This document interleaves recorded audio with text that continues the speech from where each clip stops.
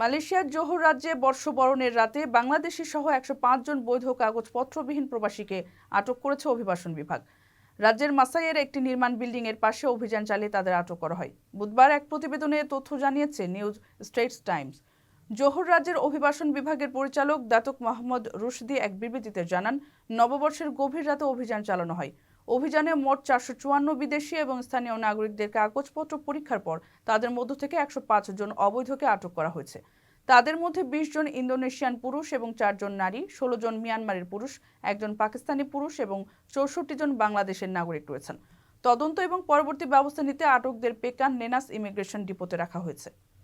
বিবৃতিতে তিনি আরও বলেন, অভিবাসী প্রত্যাবাসন কর্মসূচিতে নাম নথিভুক্ত করার জন্য অভিবাসীদের পর্যাপ্ত সময় দেওয়া হয়েছিল, যার মেয়াদ ৩১শে ডিসেম্বর ২০২৪ তারিখে শেষ হয়েছে। এখন যেহেতু সময়সীমা শেষ হয়ে গেছে, তাই অভিবাসন লঙ্ঘনকারীদের মোকাবেলা করার জন্য কঠোর আইন প্রয়োগ করার পাশাপাশি নিয়মিত অভিযান অব্যাহত থাকবে। নিয়োগকর্তা, প্রাঙ্গণের মালিক বা ব্যক্তি যারা নথিবিহীন অভিবাসীদের বাড়ি ভাড়া বা আশ্রয় দেয়, তারাও কঠোর পদক্ষেপের মুখোমুখি হবে। কারো কাছে স্বপ্ন পূরণ, কারো আনন্দের উপলক্ষ, আবার কারো জীবন পাল্টে দেওয়ার মুহূর্ত, কখনো জীবন বাঁচাতে সর্বোচ্চ গতিতে উড়ে চলা, কারো আবেগের শেষ মুহূর্ত, আপনজনের শেষ বিদায়ে শামিল হওয়া।